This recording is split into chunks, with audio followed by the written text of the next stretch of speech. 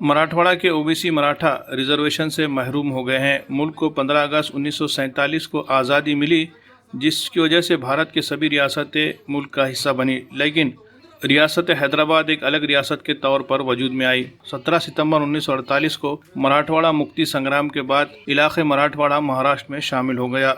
1 मई 1960 को मराठवाड़ा को मुत्तहिदा महाराष्ट्र का हिस्सा करार दिया गया।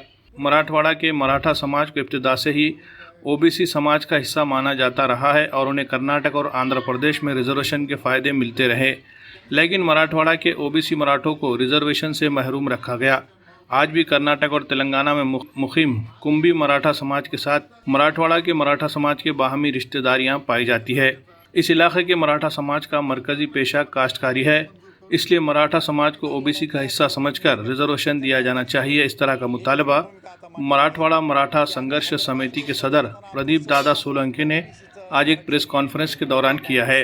मराठवाड्यातल्या तरुणांनी एकत्र येऊन प्रचंड अभ्यास करून एक नवीन भूमिका आता मांडलेली आहे की आम्ही हैदराबाद स्टेटमध्ये असताना आमचे सर्व बांधव तिकडे ओबीसीचं आरक्षण भोगत आहेत, त्यांना तो अधिकार आहे।